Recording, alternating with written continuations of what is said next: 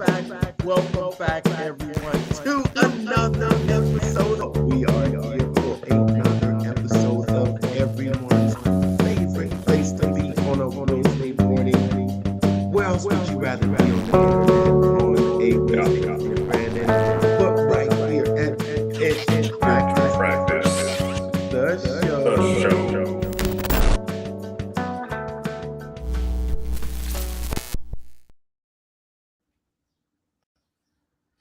4 weeks, 4 guests, and 4 incredible entrepreneurial stories. Each one has built a successful business, and every one of them has roots in the Clickfunnels world.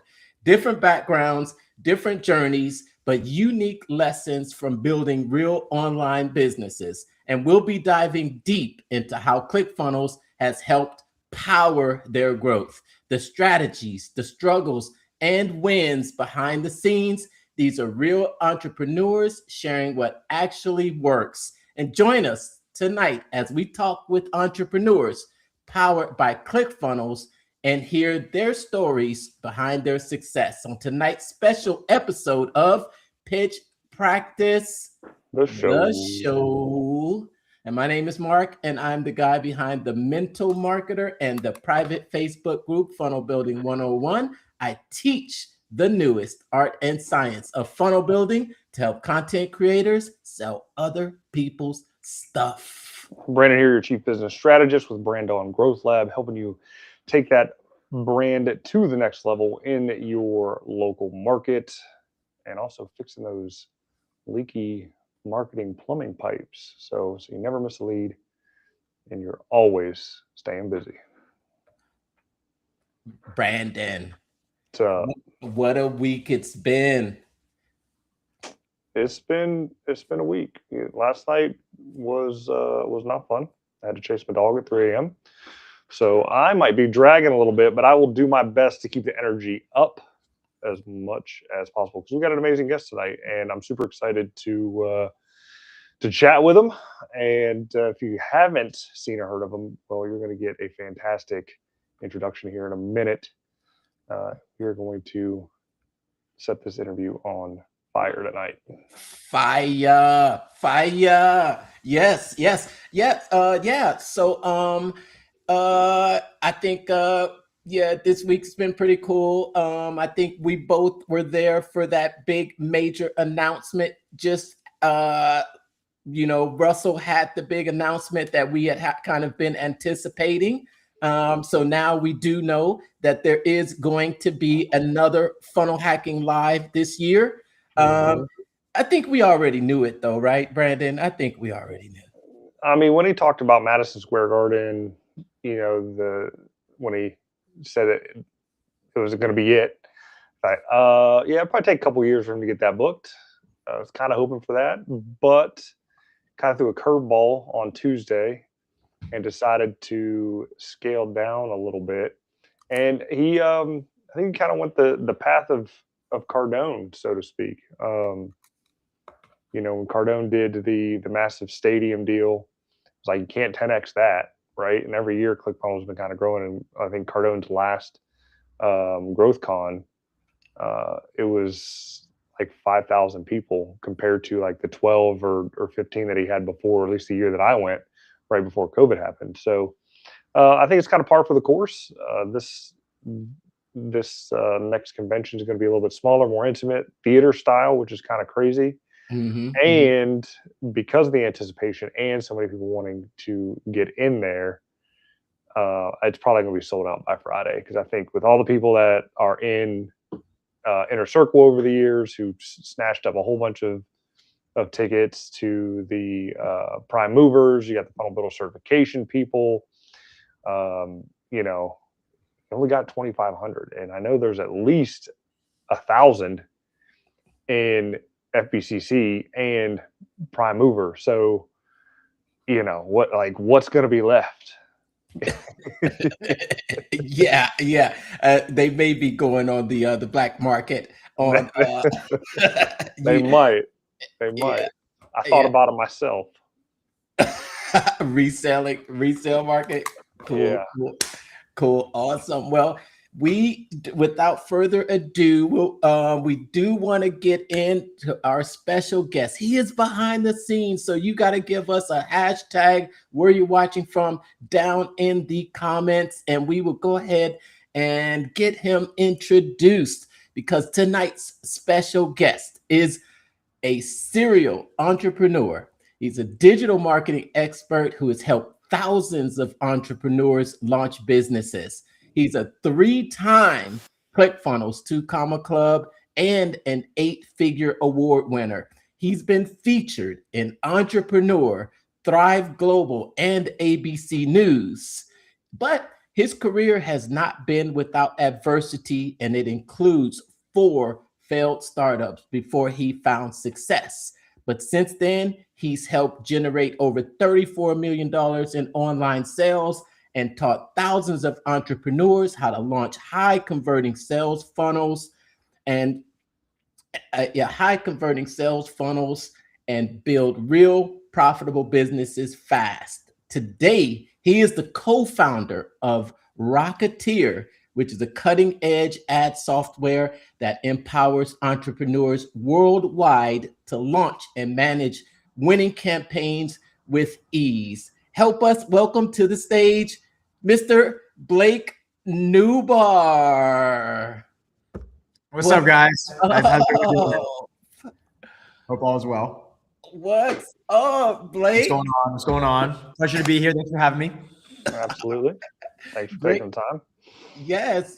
Oh man, I can't appreciate you taking the time out of your busy schedule to come and talk with us and share your story with the audience that's out here listening. I know you are one of the ClickFunnels OGs, but for all of those out there that are watching us tonight, who is Blake Nubar? Sure. Yeah. So I got started online.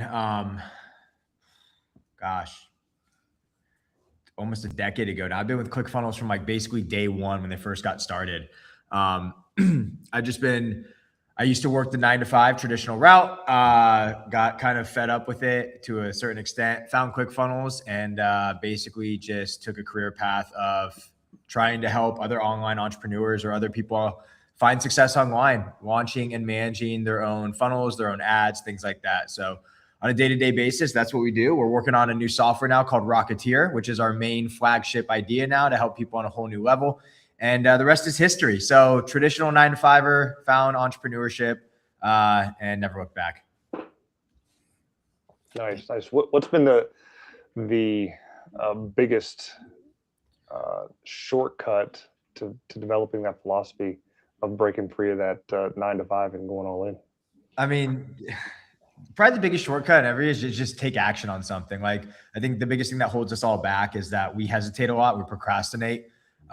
Because of, when I got started, like, you don't want to make any wrong moves, but the wrong move is not making a move. So, it's business, right? There's no like true shortcut in business. The shortcut, the long, hard road is the shortcut because everyone's looking for a shortcut. So when you kind of adopt the philosophy that it's going to be tough, it's going to be challenging, you're going to go through the rock tumbler. That is your shortcut. That is the thing that most people will not do. They'll keep looking for the hack or the trick or the something to cut the corners with, and they'll keep finding themselves in this vicious cycle where they just can't get ahead. So adopting a philosophy, knowing that it's going to be kind of a treacherous journey, but it's also going to be fun at the same time, is the way to find success faster than anyone. Because let's be honest, most people are looking for that hack or that shortcut, right? That's what keeps things. A lot of the reason for that is because that's what gives most people the ability to stomach doing something as psychotic as becoming an entrepreneur. So, it's a long, treacherous journey that is the fastest path to financial freedom. So I would say that's the number one hack, is the antithesis of what people think. It's not the shortcut, it's going the long way. Right. What made you take that psychotic route? Yeah, I mean, being an idiot, I wouldn't recommend this career on anyone. I mean, you got to be borderline sociopathic to be an entrepreneur. It's a crazy endeavor, right? Like it's extremely rewarding, but at the same time, I mean, I don't blame anyone that doesn't want to do it, because it's kind of an insane thing to sign up for. Like you could be working, you know, your entire life on years on something, and there's a good chance it's not going to work out. And to pitch that idea to someone is again, you got to be, it's psychotic to want to raise your hand and sign up to it. But if you do have kind of like the grit to do it, you know, it's the most rewarding thing ever, because it's going to give you something that, you know, working for someone just can't get you. So that's kind of what it was for me, knowing that, hey, like if I do try this stuff out, the worst thing that can happen is I'll just go back to doing what I was doing, which wasn't really a penalty at all. So if failing at being an entrepreneur, and failing meaning like, let's just say I'm giving up, I'm not doing this career anymore. If failing, the lowest common denominator of failing at being this was just going back to what I was already doing, then to me, there was essentially no risk. The risk was staying in the 9 to 5. That to me was the risky situation, because at any given moment, I've seen friends, I've seen family, they lose their jobs without any notice at all. Like to me, that's the risky situation. So if knowing that was the worst case situation seemed like a no brainer to at least attempt it. And then knowing that, you know, it's going to suck for a good amount of time. But you know, if you stay with something long enough and you refuse to quit, you will find success. That's a 100% guarantee to, you know, at least in our book, right? If you just do not give up on something that you do believe in, and you know, you did all your homework and it does prove to be something that you can become really good at and make work, like it's going to have success. It's just a matter of when. So that's what made me take the leap of faith, was knowing that the fallback was not really anything scary. It was just doing what I was already doing from the get. Nice. And so you started nearly a decade ago. ClickFunnels was just a fledgling software. It had its bumps in the roads. What made you choose that over anything that was already out in the market? And what was that first offer that really put you on that path to know that you made the right decision to quit? Yeah, so you're 9 to 5. Yeah, I was working. So the company I was working for, it was a fitness supplement and education company. Basically, it was two divisions. One division was they made fitness supplements, right? Sell them at a GNC and Vitamin Shop, online, things like that, direct consumer. And then the other side was where I worked on, which was like the education. So if you want to become a personal trainer for like a gym, you have to be certified. You have to take some type of certification, and then you can be a personal trainer. So we were creating those certifications. We were working on one specifically, a really cool one with a celebrity trainer named Eric the Trainer, really cool friend of mine, just an all-around great guy. And basically he's hired in Hollywood whenever they're doing like big movies, like, you know, I'm not going to name names just for NDA's sake, but whenever big actors need to get in shape for specific movies, he has a certain type of training protocol that like really focuses on like getting you looking really good. Because at the end of the day, people go to the gym because you want to look good, right? Like when you say I want to lose weight, I want to build them up, what you're really saying is I want to look good for that, you know, cruise I'm going on with my family, or my class, you know, my class reunion I have to show up for. That's what you're really trying to communicate. So we were working on this really cool fitness philosophy. We were building out this product. And at the time, I didn't know what a funnel was. Like I had no idea. Like we were trying all this stuff. Like I wasn't really in marketing at all. I was like wearing a bunch of different hats, but I wasn't doing anything related to marketing. It was more like, you know, operations, product development, things like that. And then when we went to try and sell this thing, like the people that we had in marketing, they didn't really know marketing either. And like, nothing was working out. Like we couldn't get anything going. So like we built this entire product, spent like 9 months on this thing. And like, it wasn't working at all. Oh, and wow. I got really frustrated one night and I went home and, you know, long story short, I basically found this guy named Russell Brunson online. And it was an ad that said weird marketing experiments to increase traffic, conversions, and sales online. And I click on this ad and I watched this like 90-minute VSL, and I'm watching this VSL and I'm just addicted now. I'm completely captivated by what this guy had to say. This was like 2015, 2016, like right when ClickFunnels was getting going. And, the reason, to answer your question, Brandon, it was the first thing I found and it just got me. Like at the time, like I might have right after I heard of it, looked into like Instapage or lead pages, but ClickFunnels was like, I wasn't just adopting a marketing software. Like anyone can build a software, right? Like at least, and now in today's day and age where AI is going, you're eventually going to be able to rip off someone's software in like a few clicks of a button, right? I invest my time and effort, not just into the software, but also into the person or the team behind the software. And I gotta love the culture. I gotta love the community. And that's something that Russell has built better than anyone, was being able to build a really impressive culture and community. And now it's just copied, right? Like, you know, he was like, to me, he's like the godfather of the funnels. So I just started using ClickFunnels, and basically, you know, since we started using ClickFunnels, we were able to start actually selling online. And that was the choice. It was like the first thing I got into was it. And I was just riding that wave because I saw something in where Russell was going in the team. And this was, again, a decade ago. It just takes some foresight to see like Russell's energy and his passion, and like what he created was one of the first of its kind. So it was kind of like the horse I wanted to jump on. And I haven't looked back since. Yeah. So I think there is something I saw out there about you being the original overnight millionaire. I've never made $1 million overnight. I mean, we have made, I wish I did $1 million. One day we'll get to that level. What would you say? What would you say? Because after failing for, I think you had 4 businesses that you failed previously. What would you credit as the one thing that led to that turnaround, and from going to failure to having success? It's just skills. It's all it is. Ambition and skills. I'm not afraid of anyone smarter than me. I think most people inherently have pretty similar IQs. Maybe I'm dumb and stupid on that one. It's ambition, right? The ones you want to be afraid of are people that keep ambition from failed idea to failed idea.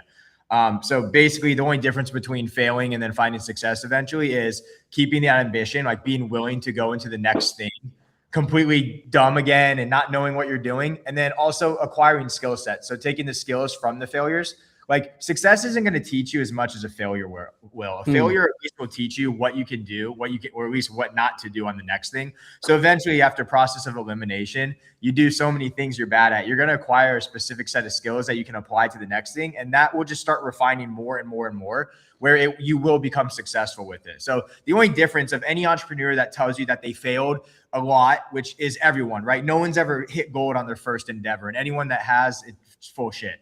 You've failed your face off again and again and again. And if you're willing to go through that rock tumbler, you'll eventually wind up on success. Not necessarily because the next thing you're doing is revolutionary and it's like, oh yeah, of course that's going to be successful. But more so because you kept that same grit and ambition from each failure to eventually something's going to work out for you.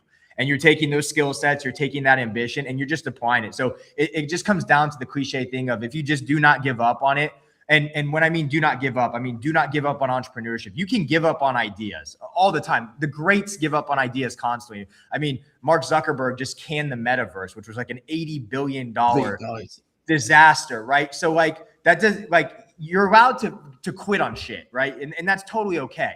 It's not quitting on entrepreneurship. So if you fail at something or you give up on something that you're working on, but you keep continuing on that path of trying something new, something will stick with you. So that's the difference between the ones that make and the ones that don't. It's just the ability to be able to be humbled again, start over with the same ambition, applying new sets of skills. You'll eventually find success. Nice. Yeah. So over the time that you've kind of evolved, your personal brand and taking advantage of social media, do you, from what I can find here, you pioneered the Facebook profile funnel at a time, when people were obsessed with expensive ad spend. So you kind of went the organic route. As these platforms start to shift, as you mentioned, Meta just, canned the metaverse and is going pretty much all in on AI. Like, how are you seeing that plus video first content in 2026, the strategies involved with that to still making that personal profile the main lead magnet and the attractive character in someone's business? Yeah, I mean, like, AI is obviously, everyone can see the writing on the wall. I think with AI, it's not going anywhere. It's not like a fad or a trend that's going to fizzle out. It's big and it's coming, right? I also firmly believe that these massive companies that are so funded, and they're going to eventually make it to where the playing field is going to get so leveled. I'm never like the type of person where it's like, you have to like rush to this shit. Like, sure, there's advantages on doing some stuff with it right now, but like it's going to be so simple every week. It's like it gets easier and easier and easier. So like my mom could have waited 2 years, and in a week she can have the same skill sets as me, because that's what they're going to do. So when it comes to AI and like content and with the profile on Facebook is always, to me, not always, I can't say that. I don't want to speak in absolutes. I think for now, it's still going to be a really big thing that people are going to land on, because the fundamental way that people use Facebook is not really changing. You go online, you join groups, you post content, you know, everyone's pushing their stuff to make more sales or build their brand. Ultimately, that profile is still the biggest piece of real estate. So the key is that people still continue to check out your profile, which they do. Like literally every single day, there's traffic happening on that profile. So with the advantages of AI and the ease at creating content and publishing more content, more quality content, and more of a, well, I don't want to say quality with AI, more quantity, let's say, with AI. If anything, it's just going to get more people back to your billboard, to your profile. And from there, you know, you can direct people to all sorts of different offers or whatever it is that you want to do. So I see it being an easier way to drive traffic to your profile or even to your offers in general, just because it's just making everything so much easier. Like AI is simplifying everything. And with Meta implementing it hardcore and every other LLM going crazy with it, and all these, you know, new vibe coded startups happening every 7 seconds, right? It's just, everything's just getting a lot easier to do stuff. And I still think fundamentally that the profile on Facebook is still going to be a thing from now and into the foreseeable future. Now, is it always going to be like that? I don't know. It depends on what Meta does, but I mean, it's been like that since Facebook launched essentially in 2004. So you're looking at 22 years now of it, and nothing has really radically changed with how it works. What has changed is how can you get people interested in your stuff, and with the adoption of AI, video content, things like that, I think it's just going to be easier for everyone. Nice. So what do you, you know, with AI and everything, where do you see the state of the online marketing industry today, as opposed to, you know, when you first started over a decade ago? Would you say we're on an upward trend, or about the same? What would your state of the online marketing industry say? Yeah, I mean, you know, marketers typically ruin everything. You know, there's a difference between a marketer and a business owner, right? You'll notice by the ones that jump from idea to idea to idea with new trends and fads, those are like marketers, right? Anything to make a buck, you know, ride the wave of something, get something going. Credit to you, all power to you. That's capitalism, right? Do your thing. But I think, you know, now compared to, you know, a decade ago, obviously it's way more advanced with like the technology of AI. You're just gonna, I think you're gonna move into it. You're gonna get to a point where, you know, all this AI produced content, people are gonna start demanding the human touch again. Now, who knows how long that will last for, but like, you know, the terms that we're coming out with, like AI slop, and I know that was written by Chat GPT, or I know that video was whatever it is. It's like, it's, you know what it is? It's like a cool magic trick. AI, like in its current state, is like a cool magic trick. It's like a knick-knack, like a gadget, but no, like everyone's talking about it. Everyone's doing, you know, cool automations with it, but no one's like really taking it to a level of like, holy crap, that's how you can like really apply it and like really do something great with it. Like even vibe coded software, right? At the end of the day, to me, it's just AI crap. Like, sure, you can make a little tool or a calculator or something, but if you want like a full robust software right now, at least, like you need a dev team behind it to an extent to handle maintenance and things like that. Now, is that going to happen in the future? Like, no, probably with where AI is headed. Yeah, you're probably going to be able to make full enterprise custom solutions, you know, without a tech background. But like, marketers just jump on things. That's just what, you know, what they do. And they exploit them to a point where you just burn it to the ground. I mean, it reminds me of like, you know, it's like before farming happened, you just burn land to the ground and then like move on to the next thing and then burn it to the ground. It's like, that's just what happens. Right. And right now you're starting to see that. It's like every day it's something new, right? Like the amount of people that have automated their Facebook posting, and good for them, but it's like people are going to wise up and know it's just AI. It's like, it's not your brain on it. It's not your intellect. You literally just prompted ChatGPT or Claude to post on your wall. And that's, again, that's great. But it's like, that's every post now on Facebook where I'm just scrolling over it because I know it's not even your brain. It's a computer that wrote that for you. So we're in an inflection period right now, in my opinion, where like everyone's getting more familiar with it. It has not even close to reach critical mass. You know, marketers are excited for this stuff because it's like, it's geeky, cool stuff that we like to nerd out on. And every day, you know, you're realizing something new and cool, and it gives you that dopamine rush and gets you excited. But the world is still way far behind with even adopting AI, even using ChatGPT and these LLMs and stuff in a way that you can really have dramatic change. Like, we're still a little bit ways from that, but right now we're in this inflection period, in my opinion, where marketers are just experimenting. They're not really providing a way to fully monetize it. And again, I'm speaking in generalities here. Some people are probably, no, Blake, you're wrong. Like, I'm doing cool, great. But in general, most people are just like posting, like, here's my 5-second video I made with Sora. It's like, okay, that's cool, but it literally does nothing. And that's just what you're seeing right now. Like, but you know, in the future, it's just going to get better and better and better. And that's why I'm always a proponent of, like, I never let fear. You know, a lot of marketers will inject fear, like, get on AI now, get on it now. It's like, you don't really have to freak out about it, because I remember the first like Will Smith video like a year ago of him eating like spaghetti. And then now the things you can do is absolutely insane. I saw like Brad Pitt, and who was that? It was the Brad Pitt versus what's his name from Mission Impossible. Why am I blanking? Tom Cruise. Tom Cruise. They got in like that little fight. They made it with AI. It was so good, right? And it's like, yeah, like that's just where it's going with stuff. So the state of it now, back to your question, for me to like just shut up and stop rambling, is like, yeah, it's just going to be more. It's going to be these massive giants that invent this tech, give it to us to experiment with it and play with it and provide value in our lives and customer lives. And it's just a really cool tool that we were given by tech giants to use in our businesses to profit from. That's the reality of it. And that's what's going to continue to happen.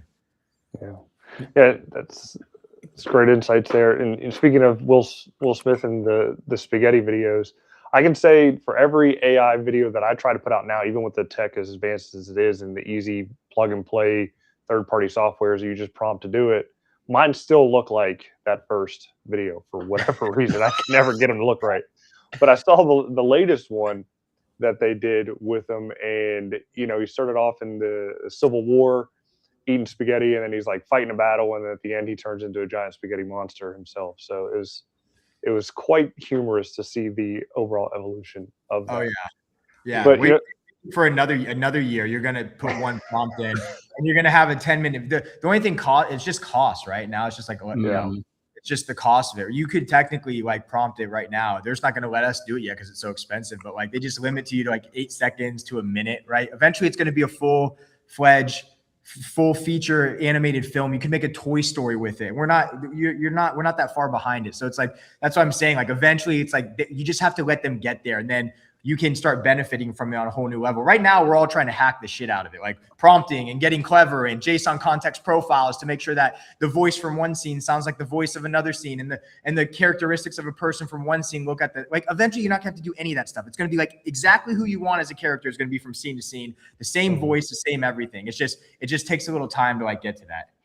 Yeah. With that in mind, what would you say is the biggest skill that someone should be sharpening at this time? What would you say is the biggest skill? If like, I think there's gonna be a massive opportunity in like acquiring AI skills to teach other people AI. Because if you look at the marketplace right now, and if you look at the total the TAM, so to speak, there's so many people. The vast majority of people don't know anything about AI, right? Like, our space, I think, is like on one of the pioneers with it, because that's just like the marketing space and anything online, like they really go for it hardcore, right? But I mean, the amount of people that are about to be that will be impacted by AI, right? And still won't know how to use it, even if it is as simple as type in this quick prompt, and it might not even be prompts anymore. It might be like, ask a simple question, you get exactly what you want, right? I think there's a massive opportunity for anyone who's starting a business or thinking about starting a business, is learning how to teach AI skills or how to implement AI solutions into small businesses or other people interested in learning it as well. Because right now it's so fragmented. I wouldn't even say it's really saturated yet. It might feel highly saturated because we only see this from the lens of the marketing world, but there's so many different ways to take this. And I think there's a massive opportunity by positioning yourself as someone that knows AI to an extent and can really help small businesses or entrepreneurs implement the systems that they need to grow their business online. Because I don't know anyone really nailing that right now. It just seems so all over the place. But and maybe I'm wrong, right? Maybe there are some people doing it, but I just haven't heard of them. But like being able to go into a business and being like, hey, like here's the first 7 things you need. Let's make a workflow to automate your calendar every day. Just like very clear cut, simple things. If you learn that, I think you could have a massive business in the future. Yeah, I mean, I can say I'm trying that right now. The third-party gray/white label software that I'm with has all of those tools in it, from AI voice receptionist, reputation management, local SEO is kind of pretty much done for you. And I guess my biggest struggle is trying to translate that to the blue collar person as to why you need this in your business, due to the simple fact is you're out there swinging a hammer when you shouldn't be, and not being able to answer the phone and missing potential, big dollar deals. So exactly. I mean, if there's anybody out there that can master and sell that, like, you will be selling the picks, the pans, and the shovels in this digital gold rush here. Yeah, we all know how it is, right? Like every day trying to keep up with AI is like, it's insane, right?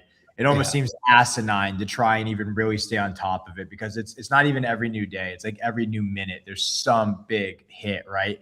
And it becomes exhausting and overwhelming to constantly stay on top of it all. But like, if the value now is going to be the people being able to teach it, right? It's not the software. Like if anyone's starting a software right now, it's like, dude, you better have something good, because it's about to get, that shit's going to get wiped. Like it's so easy to just wipe this stuff. Now, not in terms of copying, right? Anyone can copy software. You could have done that 15 years ago. Big deal.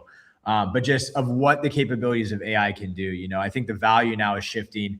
The opportunity was to create like these software solutions 3-4 years ago, right? Like right now, I would urge anyone, don't even waste your time on a software. Focus more on like the educational component, creating the content or the courses or the trainings that can help other people understand this stuff. Because I feel like the biggest gap in the market right now is what AI is capable of and the very little bit of information that people know on how to really use it. I think there's a massive gap there from what it can do and what people understand about it. And whoever can fill that gap and be that bridge, there's going to be a massive, massive payday for that. Yeah, I can wholeheartedly agree. I've been in the trenches with Microsoft and Google, and if you've ever been on their support or help documents on the back end, I mean, they read like a PhD dissertation on how to do anything. So if you're able to take that and simplify it and put it in a 10-minute YouTube video to help anybody out, like you got gold right there. Totally agree. Yeah. Seems everyone seems to be making AI videos and avatars dancing. And I agree with you wholeheartedly. You just start scrolling right past that stuff. And it's definitely saturated. Awesome. But you have ventured out into the AI world too, with your new software. Tell us how that came about. Yeah, so Rocketeer is an ad software. It didn't start AI. We didn't launch it as AI because AI wasn't where it is then to where it is today. But we basically, as entrepreneurs, we had online products, and we saw it to be very difficult to run ads, right? And I think most people would agree with me that running ads is extremely difficult. And it felt like it was such like an elite skill set reserved for just a few great marketers, right? Like to crack the code on ads seemed almost impossible. And the majority of people fail. They are sick of, they don't know what to write about. They don't know what image to choose. They don't know how to set up a campaign. Once they do that and launch it, they have no idea what any of the data means, if it's making money, if it's losing money. And you get to a point where it's like, am I just spending money into a black hole? And I would say the majority of people, the vast majority of people feel that same way, that it's like ads feel freaking impossible. And we felt the same way. And we started looking into why is it that ads are so complicated? And my business partner and I, when we ran into this problem and we started looking at other companies, we're like, well, what is it? Why is this thing still so complicated? It's like 2025, 2024, whatever. And like these interfaces are horrible. So I remember we started diving into like other successful softwares, like, you know, back in the day, like, you know, I remember my mom and dad being at like the dinner table, like with all their freaking tax paperwork out, the most complicated process, filing taxes. And then like TurboTax comes out, right? And just makes it simple to file taxes.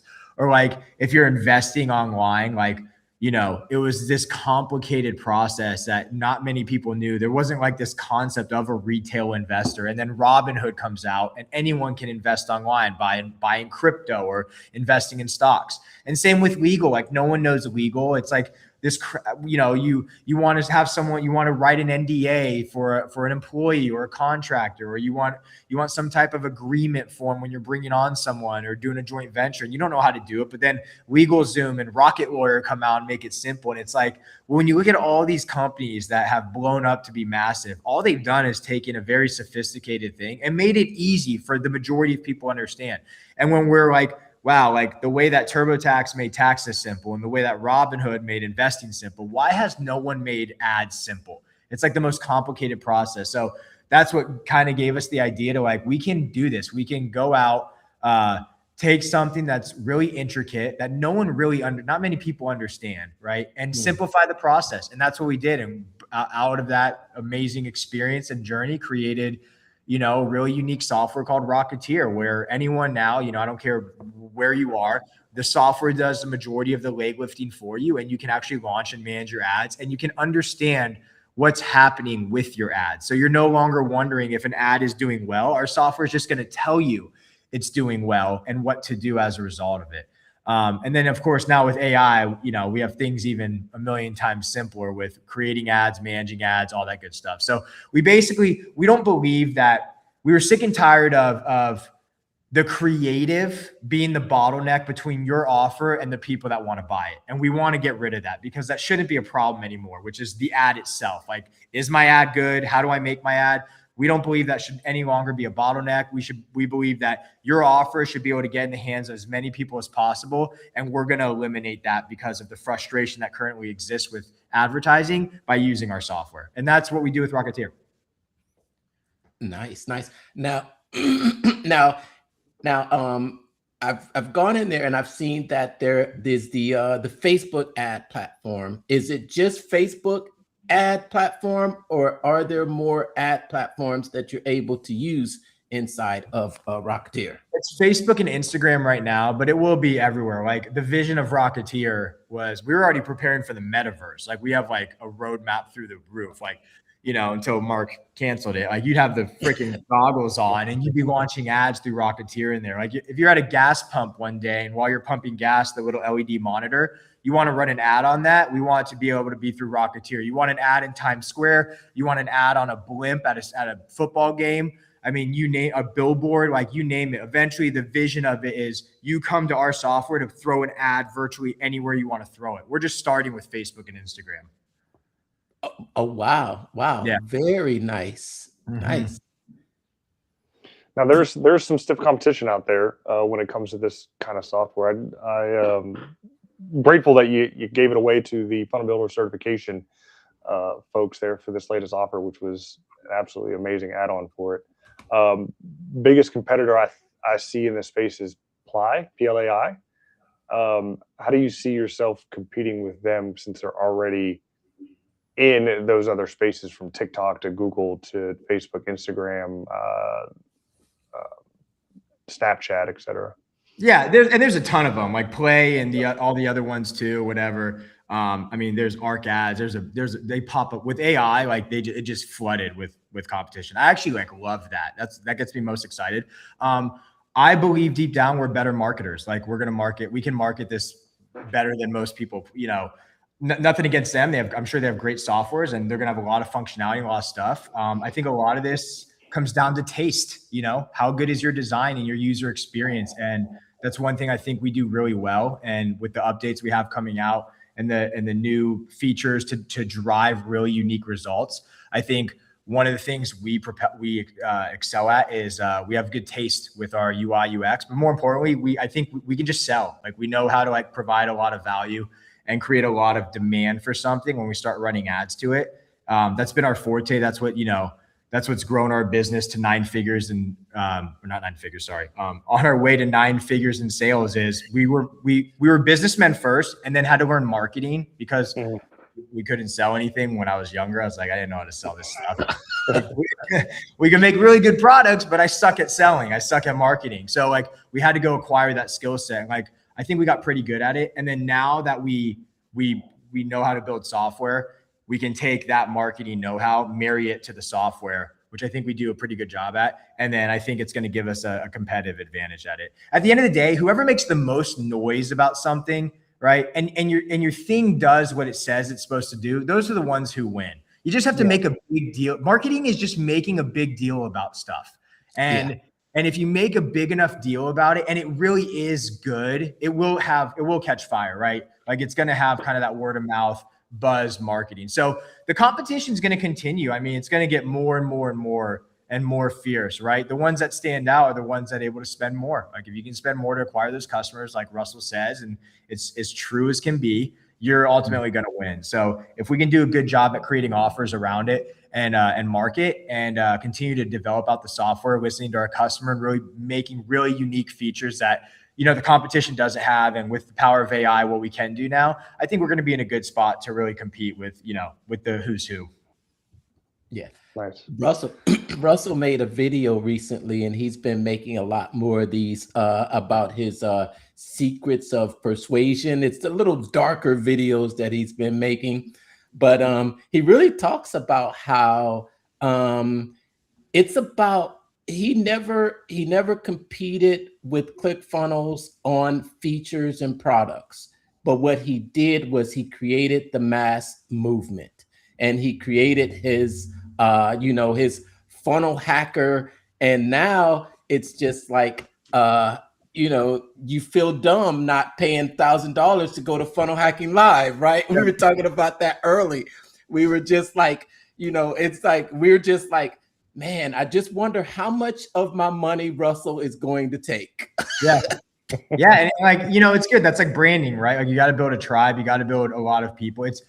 There's so many components to building a successful company, from a really good, superior product to a bunch of hungry buyers that love the community and the culture you've built, from the branding side and the marketing side, even the internal stuff that goes on, like operations and HR and finding players to work with you, right? It's never one thing or the other. It's all those things added up. Now, in the beginning, there's certain levers and knobs you can twist and pull that will have more of an impact, right? And really drive results. But eventually that starts leveling out and everything has to kind of become good with it to support the main thing. So we believe in superior product, right? At the end of the day, I think users now demand really good products, like especially with AI. I don't think we're going to be in a world in the future coming up where software is going to be where it's me behind a software. I think it's going to be more of the software does everything it can do without my guidance, and I can just log in here and there and facilitate it. But ultimately, it's going to be more, in my opinion, it's not going to be so much like software plus user. It's just going to be software and user that has the software. But the software could essentially do everything with AI now. Like you don't even need like a user like behind commanding it all. You can have it, but you're just not going to need that anymore. So we like to stay on the forefront of building really good products. But at the end of the day, a really good product just means it delivers a result. If you can deliver a result, no one cares how shiny your thing is. Although we strive to have really good UI UX, no one cares about that stuff. They want as long as it can do the thing you claim it can do and people want that, they're going to stick with you forever. I mean, I was using Craigslist for like the longest time back in college, which was like the worst freaking software ever. Horrible design, didn't matter. And like you could find roommates on there, people selling stuff. It was basically like, I don't know if you guys remember, it was like the Facebook marketplace, but like version of it, right? Everyone loved it. It was the worst thing ever, but it's like it delivered a result people wanted. So at the end of the day, if you're able to do that, and then you can also be good at other stuff like UI, UX, or, you know, good customer support experience and all that stuff, people are going to stick around for a long time. And if you focus on that first, results driven first, you're going to be in great shape. And that's what we believe in. That's like on top of having the tribe, and you need all that stuff. But at the end of the day, you can have a tribe. If you don't have anything to sell them, it's like, okay, big deal. Like I like to have stuff you can sell them as well. Yeah. Note taken. Have a result, make enough noise, and have a tribe. Yeah. If you do those things, if you have a product to sell someone and you can create content to start building momentum of people that are interested in it, and then you make a lot of noise around it, those are the 3 ingredients for a massive success, the start of something, a start of what could be a monster for you. So you do those 3 things, I think you're in great shape. Nice. So, you know, during those 10 years, I believe you kind of had a, you know, freelance agency deal. You did some consulting for some Shark Tank contestants there. When did you get that light bulb moment to stop trading your time and start selling the systems for other people to do the work? Yeah, so we did an agency. We had an agency who first got started. Then the reason we did it is it's honestly, in my opinion, to this day, even to this day, probably it's like the fastest path to revenue is like selling a skill set. I think you can learn something pretty quick now, especially with AI. I mean, most people right now doing learn skill sets. We've literally caught people on calls like they're using AI to answer our questions as we're asking the questions. Like it's so ridiculous, you know. So it's like, all right, this ain't gonna work, man. It's like we could have done this.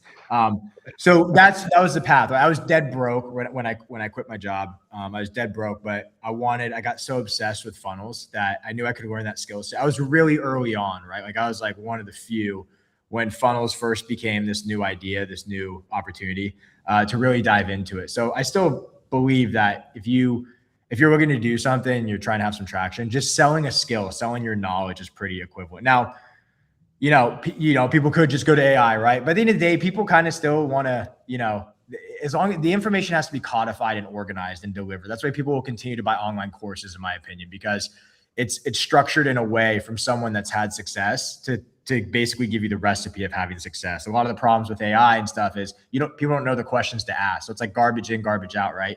So I still believe that providing some type of service or course is going to be valuable. Now, when we started the agency, it's because I was dead broke, but I knew I had a skill set and I could start helping people out. So that's all we did. We started helping people out. But I remember, I'll never forget it. I got one post on, we were like crushing it. We were doing so well working with clients, helping them set up webinars and book funnels. I mean, you name it, all types of funnels. And then one guy commented on like my Facebook, and God just opened up my eyes. He's like, dude, why are you doing this for other people? I'm like, what do you mean? I'm like, helping people out. It's like, yeah, but like, if you're so good, you should be doing this for yourself. And I was like, damn, he's right. Like that's the next gradual step, in my opinion. Now, you know, barring, you could build a massive agency way bigger than what we're doing, let's say, and you could be having great success. Like VaynerMedia is an agency and they're freaking doing, you know, millions and millions of dollars, right? But that like kind of stuck with me because I was also at the same time, I was feeling the stress of working with clients. Like they all become your bosses. And I'm like, I signed up for this stuff to basically kind of have that financial freedom and, you know, be able to do what I want when I want and kind of like do things on my own terms. And this was totally the antithesis of that. Like I was answering clients every day. They want to hop on a call. They're panicking because something's not working out. And you just get to a point where it's like, maybe we just do this for ourselves. So I remember we shut down the marketing agency. It was doing well, by the way, too. We shut it down and we just took everything we learned from doing all these different funnels, all these different offers, all these different clients, and we just did it for our own stuff. And that's when we kind of branched out on our own. Now, the agency was fun, but like, yeah, it's not my cup of tea. I can only do it for so long. When I first got started, again, if I was just getting started again, I'd probably do it again. Like right now, if I was just getting started online, I'd go teach people how to do AI.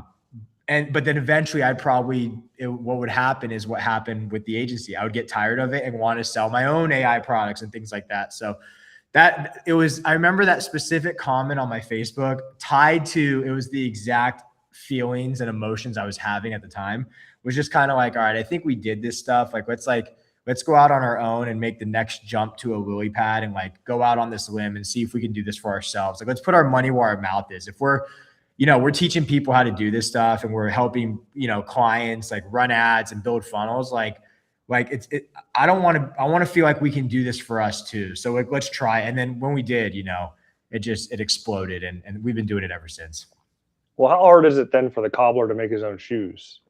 Because it's one of those things. It feels like it's definitely easier to do it for somebody else than it is for yourself.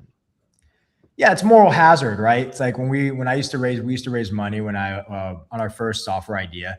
When you raise use other people's money, it's moral hazard, right? And you are sitting there and it's like, it's no stress, right? You're using someone else's money. You're doing stuff for other people. It's a lot less stressful because you're doing something for yourself. You have to put your money where your mouth is, right? You can go say, I'm going to go build a funnel for someone, right? And, in your contract, you could have these crazy, statements and clauses where it's like the deliverability is just a funnel. I can't guarantee the funnel is going to convert, so on and so forth, where you can technically do something simple and deliver. And that's what it was. And it's a lot less stress, you're not so much stressed, right? Because it's other people's money. It's not so much risk on your end. You're getting your retainer every month or profit sharing, whatever. And that's great, right? That's awesome. That's a great model. I think a lot of people really enjoy. But doing it for yourself, the difference is the amount, in my opinion, the potential is through the roof of what you can make. And also you get to buy back your time. And those were two really important. Well, the really important thing was not so much the money, it was buying back my time. I wanted my time again. I wanted to not show up on a Tuesday morning because I just didn't care. And I wanted to hang out and watch a movie all day, right? Whatever it was, for whatever reason. And it takes going out on your own to figure it out. And it's harder at first. Like, you have to figure it out. But, if you do the agency stuff for a good amount of time, you're going to learn so much. And you could essentially just start making your own stuff the same way you were doing it for other clients and customers. Yeah. Yeah, I get that too. A lot of people out there listening could be starting out right now. And that's basically what the Funnel Builder Coaching and Certification Program is too, teaching people how to actually start and run an agency. Yep. But there are some things to consider when you are doing that. I think that's why most people will recommend that you just specialize in one funnel for sure. Specialize in one funnel, because when you're doing different funnels and people are calling you, it can be. And that's what's weird about it. That's what, again, if I was starting from scratch, I would do that. I would do the service. I would do the agency. I think it's the best way to get started. And you can either stay in it or you can view it as kind of like a lily pad. Like you're just getting started and you're on this lily pad and you can jump to the next thing, but it's going to teach you so much, right? Like it's such a great way to get started online or have your first big win or build something massive from it. But like, it's your fastest, in my opinion, still your fastest path to victory is providing a service for someone else. And let on that note, let me ask for, because you've come up in this community, there's a lot of new people. We're sort of the new generation. I think Brandon and I and myself, we're both about 5 years. So we're still younger. Well, yeah, you're our senior in the world of ClickFunnels. Yeah, you're Uncle Blake. Right. What is one lesson that you would like to share with anyone out there that's the new generation of funnel hackers and marketers that can help them navigate through the tough times because there will be tough times. What's the one lesson that you would like to share? Yeah, I mean, we kind of, as entrepreneurs, we create our own tough times. Like it's basically, I'm not even going to point to external economic factors as the reason something's not working. Like in the worst economic crisis, there's people profiting massive amounts of money. So when it comes to like the tough times you're going to go through, a lot of it is just from the decisions we make. It's the actions or inactions that we do or don't take. And then we wind up in these situations where like nothing is working. And it's not external, it's what we were doing. So one big thing you have to remember is you have to remember why you started. Don't fall in love. Like people say, follow your passion, and that's great and all, but passion doesn't always pay. I'm more of a fan of if you fall in love with solving a big problem, then you're going to have a great opportunity at turning that into something that you can monetize in the future, because passion can only take you so far on something. Like you gotta be passionate about what you do. And like, yeah, to an extent you should, you should have a vision for something, but if you're solving something that's not a problem, right? Like we don't need another payment app. We don't need another Venmo. Okay. You're not solving any problems anymore. Like, but if you fall in love with a big problem and you fall in love with finding a solution for that, like look at Elon Musk. He's literally like, when he was trying to like colonize Mars, or like all the crazy stuff he's doing with, he just discontinued like 2 of the models for Tesla to make room for Optimus in his factories. And he's got the Cyber Cab now launching in Austin and Cali. And then by the end of 2026, it's going to be full driverless self-driving for the Cyber Cab. It's like he's falling in love with solving really big problems. So I think that's the main thing you have to do to get you through the hard times, is first have a big thing you're going after. And then when you do that, it's like the quote of Steve Jobs, like you don't have to be pushed. That vision's going to pull you. So those hard times won't feel as hard if you wake up every day and you're excited to do what you're going to do. It's when you're kind of miserable doing something, or you don't really have a clear path of what you're going after, that hard times seem to amplify way worse, and you just kind of want to throw in the towel. And a lot of times that happens because people like chase all the different shiny objects. We call it chasing butterflies here in the office. Like you'll be working on something, and if you ever notice like a butterfly, how it comes around, you're like, oh, like, and you just like drift off to it. And it's like, there's so much noise now in the marketplace, like with AI, or do video or do ads or start an agency or do drop shipping, right? There's just so much noise, right? And all those are great things to do. All those are really good opportunities. You can't get distracted, because what happens is in the beginning, when you're getting started, is that if your thing you're working on is not working, you're a lot more likely to want to jump ship, and you get really excited for something different, and you just completely get rid of the thing you were working on. And when you find yourself doing that again and again and again, you're not really going to acquire any skills for anything, because you're just quitting on these things too quick. So the main thing I would say is like really find something you're really excited about every single day of doing it, and block out all the noise. Say no to virtually everything and just focus on that one thing. And that's kind of the recipe for how most of these companies have massive success. They're not chasing multiple things. They're the guys that started Slack, built Slack and nothing else. They focused on Slack, right? That's it. Or Monday, or like any other Notion, or any other million softwares or companies, someone that started a architecture company, right? It's like that's all they do. It's all they focus on. It's all they're trying to build, no matter how hard it gets. If you stick with it, you're going to get some momentum in some direction. So that's the best piece of advice. I wish I had something that was like some secret hack or like loophole. It doesn't exist. It's not how it is. You got to wake up every day, kind of like a psychopath going into this game, and just own it. And it's going to suck, and it's not going to be fun 90% of the time, but eventually you're going to suck a little less every day, and it's going to start becoming more and more fun, and you're going to get good at it. And there's this inverse relationship between something being hard and skill. And as you get more skill, it becomes easier and easier and easier. But in the beginning, it's like working out for the first time. Like going to the gym on day one is hell. It's like, I'm not doing this. This is going to suck. But after 3 months of it, it's like, it's part of you now. It's like, no, I can't wait to go to the gym, right?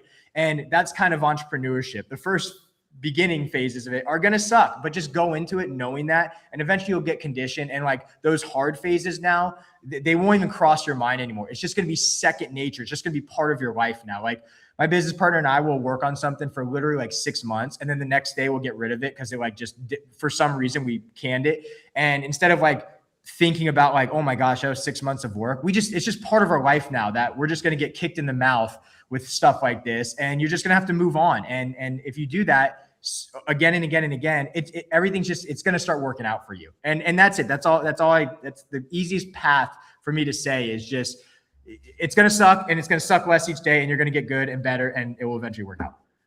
There you go.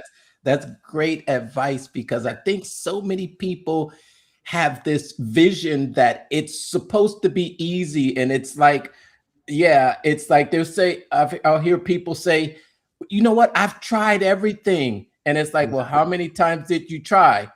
I've tried everything. Five posts? Exactly. Yeah. The dramatizations by human beings when they want sympathy and play the victim, it's pretty insane. I've tried literally everything. You've done 2 businesses, bro. Like, you didn't try everything. Like, no, I posted for days. You posted for 3 minutes every other day for 4 days only. Like, you're not doing it, right? And it's like, that's the reality of it. If this game was easy, right, we'd all be sipping Mai Tais and pina coladas, and beaches would be so packed right now. They'd be like literally like closed down or off limits, but they're not, because the game is hard and it is tough and it's challenging, like everything else, right? If you're going to come into entrepreneurship and you think you're just going to own the game, it's ignorant. It's borderline insulting to other entrepreneurs. That's like me going into like, a neurosurgeon and being like, back off, I got this, man. Like, I know how to, like, no, I don't know how to operate on someone's brain right now, but eventually, like, I could learn it and get good at it. It's the same thing with anything else. And it's like, entrepreneurship's no different. If anything, this game is harder than everything, because unlike, there's no roadmap, there's no rule book, there's no guidance on this. It's kind of you just in your own head, in your own thoughts, throwing things on the wall, hoping something sticks, right? And something might not stick for 3, 4, 5, 6 years. And you literally have to wake up the next day and go, let's keep going. I mean, it is insane to do this. I swear, it's the craziest thing ever. But we love it. But we love it. Yeah. We're psychos. We're psychopaths. Now you're big on the building. I know we're kind of coming up on the hour here, maybe a little bit over. And I mean, you're a builder. We can tell, just based on your story and how passionate you are as building things. But for those that aren't as patient, and I know patience is really the key to anything, building versus buying, where do you kind of fall on that spectrum? Yeah, I mean, growth. I mean, I view buying as growth through acquisition. I view buying differently than most. Maybe like, look, in the beginning, when you're probably dead broke, everyone's getting started. It's probably, and you mean buying, like buying your way into something? Is that? Yeah, just buying a business that I wouldn't say maybe on its last leg, maybe has 2 legs standing, and you go in with the skills that you have to build it up and throw the new coat of paint on it. And definitely an opportunity. Definitely an opportunity. I think it's situational, right? Like when I got started, I think I can speak for a lot of people. When you first get started, you don't have the skills, you don't have the money. So buying a business is like, you could go raise capital, but you're basically buying into something that you don't even have the skills to operate yourself. So it's kind of like a recipe for disaster, unless you can find the right partners, right? There's different ways to skin this cat on every level. If it's the beginning of something, I would not recommend buying something. Like we could now consider buying stuff, because we could have growth through acquisition. Businesses get to that, right? Eventually you saturate the market so much, right? Your growth strategy now could be growth through acquisitions. You now buy, you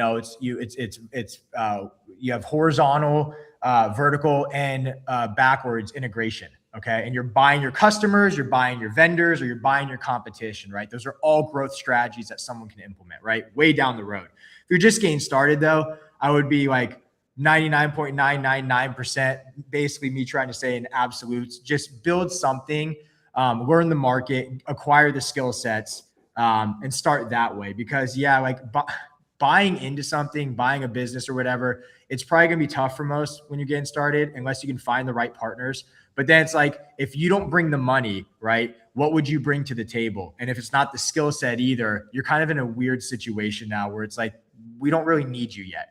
So I'm more of a fan of building. I think buying is still possible. I wouldn't recommend it, but it just has to be a unique situation, right? Where like it would make, all stars aligned and it made sense. And it can happen, right? I save buying for down the road. Once you can start building a company up, start cash flowing, and everything's kind of, you find a really unique business development angle to grow your company. You could buy something, you could buy a supplier, let's say. Like if I was building houses and we were crushing it all over the country, I might buy you know, I might even buy lateral. I might buy, like, if I'm building houses, I might buy like a gutter company or a landscaping company, something even similar, right? Or I might buy the supplier of all the wood, right? Whatever it might be. That's when buying makes sense to me, is on a growth perspective. Or if you're like strictly an investor and you're just looking to acquire cash flow entities as like a hedge fund, sure, buy your way. But if you're trying to get started online, it's probably not really something most are considering. Cool. Nice. All right, we are at the top, and man, yeah, I've got more questions, but we will have to end it here, right? Unless you've got any more, Brandon. Nope, all questions answered, man. It's been a fantastic time with you on here, Blake, and you've given, I mean, Tons so of many nuggets, Yeah. so much value there. You know, this is pretty much a masterclass in itself, from just listening to your journey going to where you're at now to now as a co-founder in a up and coming software that's going to help a lot of marketers deploy their skills and grow local economies. So it's good. Cool. Well, I appreciate it. Thanks, Brandon. Amazing questions, Mark. Amazing questions as well. I appreciate both you guys having me. It was fun to jam out, and honestly, thanks for having me on the show. It was really cool.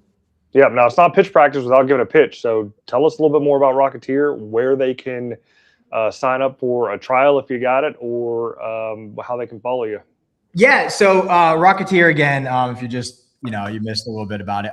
We are it's an AI, I don't know what it's called, AI ad software to help you create, launch, and manage your campaigns online.